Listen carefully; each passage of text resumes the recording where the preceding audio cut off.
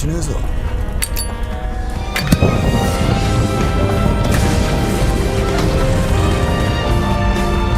These days, we've gotten spoiled by amazing animation from the decade-long history of modern anime to expect a show or two exhibiting Sakuga every season, but anime didn't exactly look this good before. It hasn't always been like this. Still, there are some shows from the past decade or two that have exceeded expectation and wowed us with spectacular editing, animation, or simply composition. For me, these are some of the standouts. I'm certain you'll be able to call some titles as early as now, but who knows? There could be some surprises lying in wait. Starting off, we have Beyond the Boundary.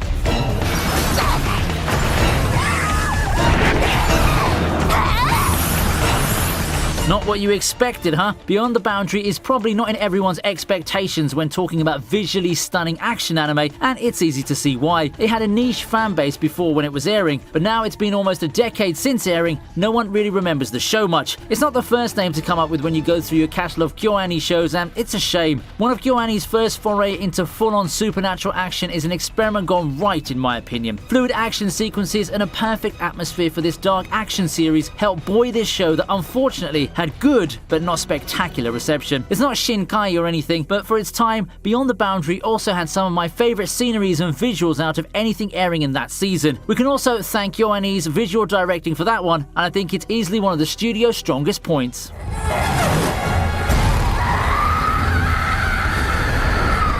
At number 9 we have K.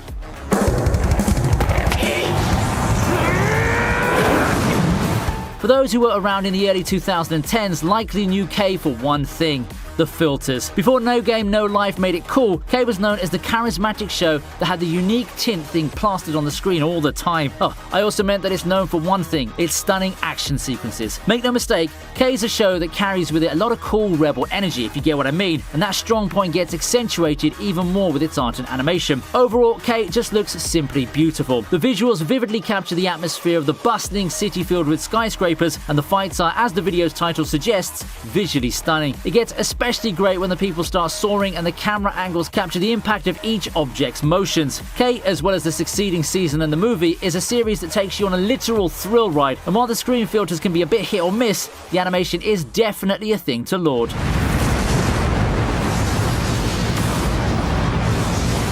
In 8th place, Sword Art Online.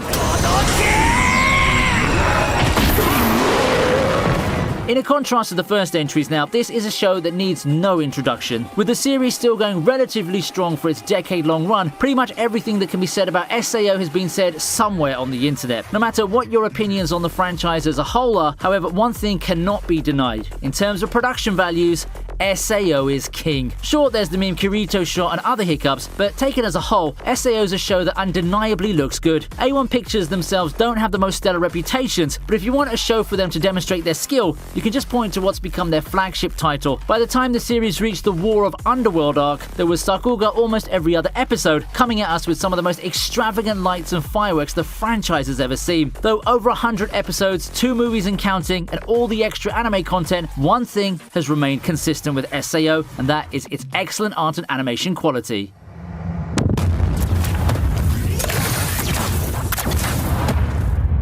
Next up we have Kekkai Sensen in 7th place.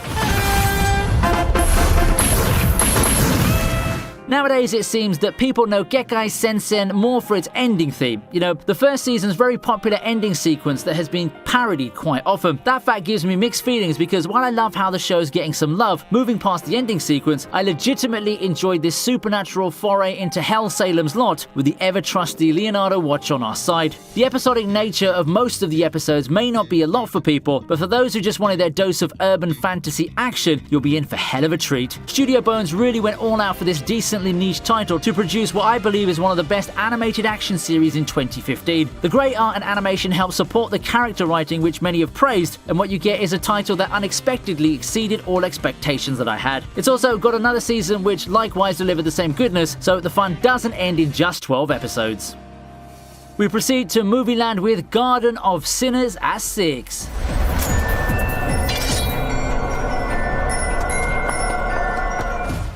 one of the many lesser-known Nasu titles. Garden of Sinners is mostly known for its very intricate storytelling, the mysterious aura that it carries, and to a lesser extent, the breathtaking visuals. Perhaps it's because people expect great visuals from a theatrical production, but the Garden of Sinners movies go beyond those expectations and shatter them over the course of 7 movies. The mid to late 2000s is still quite early in their history, but Ufotable already started showing glimpses of the future with how the Garden of Sinners movie was animated. Very fluid and well choreographed action sequences get coupled with those melancholic backdrops and detailed environments create the mysterious air the movie series has most of the time. The character designs are also a thing of beauty, and looking at Garden of Sinners overall, I guess it's a prelude of things to come for Ufotable.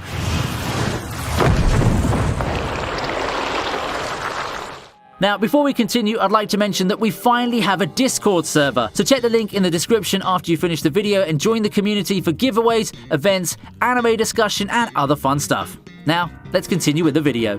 At number 5, we take a look at the newest kid on the block, Jujutsu Kaisen.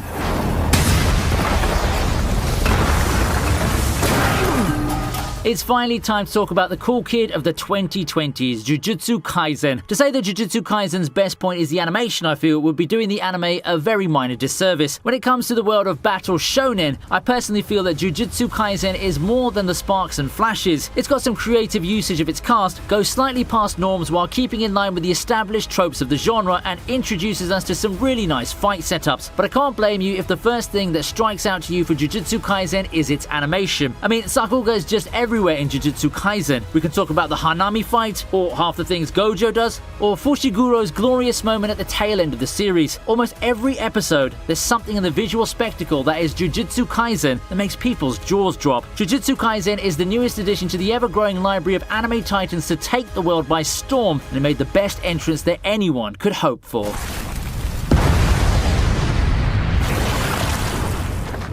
Right after Jujutsu Kaisen is Demon Slayer. To no one's surprise, Demon Slayer is on this list. And yes, I intentionally placed it next to Jujutsu Kaisen because in a more meta sense, the two shows feel like successors to each other given their similar trajectories and success. Settings changed, characters changed, but the whole premise of a team of specialists fighting supernatural and demonic beings lives on. For Demon Slayer, everyone can talk about Rui, but have you seen what Ufotable did with the movie? How about the time Zenitsu showed off how badass he can be? Heck, even in the currently airing Red Light District arc, there's no shortage of Demon Slayer just being, well, visually stunning. Vivid backgrounds, a bright art style that captures the vigor of the era, and spectacular post-processing effects that enhance every moment they're in. It's rare for it to happen, but Demon Slayer is a title that manages to surpass its source material thanks to these extravagant visuals. It's a no-brainer that Demon Slayer's on here, and if you've been in the anime community for the past year or so, you wouldn't have needed to hear that from me.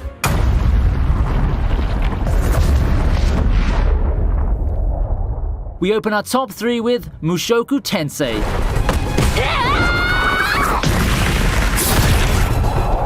Of course, the granddaddy of isekai isn't gonna disappoint. I don't blame you if you had your doubts, however. After all, given how saturated isekai is these days, we have a lot of these low-budget filler works. It would be a crime against humanity if the anime gods dare saddle Mushoku Tensei with that treatment, right? All those fears were put to the test when the first episodes dropped, and the momentum just kept going. Mushoku Tensei is a title with a very lush and vibrant setting, and much of the world building and the feeling of discovering a whole new world were brought to life thanks to the studio's skill in background design and fight animation. Mushoku Tensei boasts a lot of fights that really give off that much needed impact a fight has to have thanks to the animation team. Not every show gets the honor of having a studio made solely for adapting it, you know. That's how we know these guys are serious about Mushoku Tensei, and it's up to us to enjoy the fruits of the team's labor. Controversies and all, this is by far one of the most well-made isekai out there. Second place is Mob Psycho 100.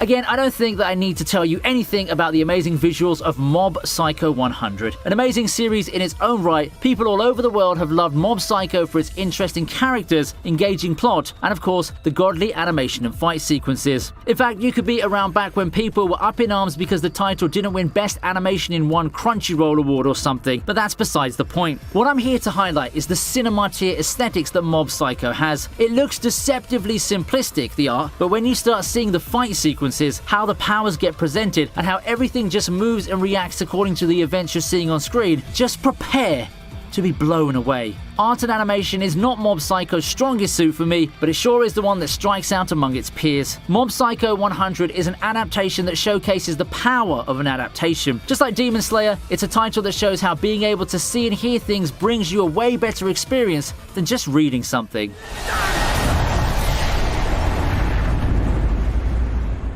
The most visually stunning action anime for me is none other than Ufotable's Fate.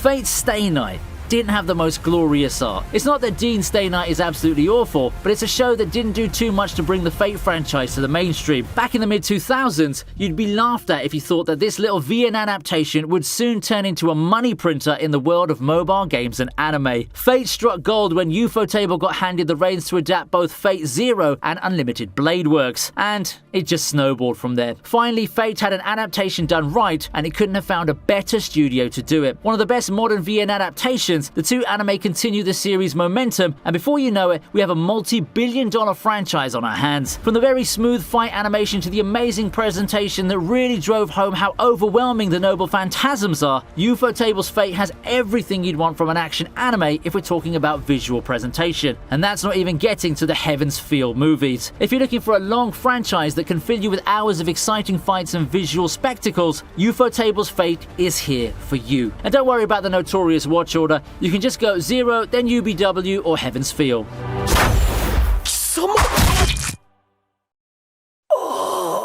So, is Ufotable's Fate your pick for most visually stunning action anime? Why or why not? Tell me in the comment section. I hope you had a great time watching this video. I'd appreciate it if you drop a like and check out what the rest of the channel has to offer. Oh, and if you're up for it too, you can also try supporting me through memberships and my Patreon, both which will be in the description box. You can also join my Discord for giveaways and anime discussions. Thank you for watching, and I hope you have a great day. See you next time.